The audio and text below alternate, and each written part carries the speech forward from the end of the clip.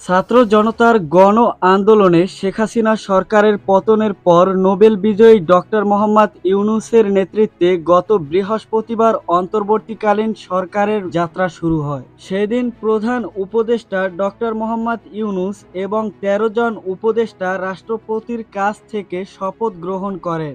এরপর থেকে সবার মুখে প্রশ্ন ঘুরপাক খাচ্ছে, এই অন্তর্বর্তী সরকারের মেয়াদ কতদিন হবে? ডক্টর মোহাম্মদ ইউনূসের নেতৃত্বে গঠিত অন্তর্বর্তী সরকার কতদিন ক্ষমতায় থাকবে, এ প্রশ্ন এবার উঠেছে জাতিসংঘের নিয়মিত প্রেস ব্রিফিংয়ে।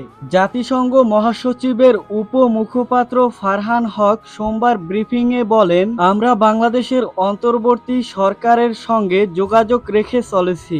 আশা করছি সরকার গঠনের জন্য একটি উন্মুক্ত ও অন্তর্ভুক্তিমূলক প্রক্রিয়া অব্যাহত থাকবে।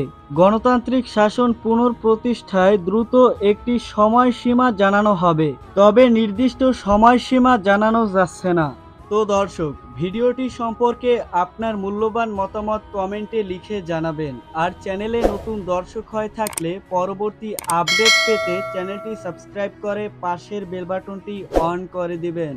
ধন্যবাদ।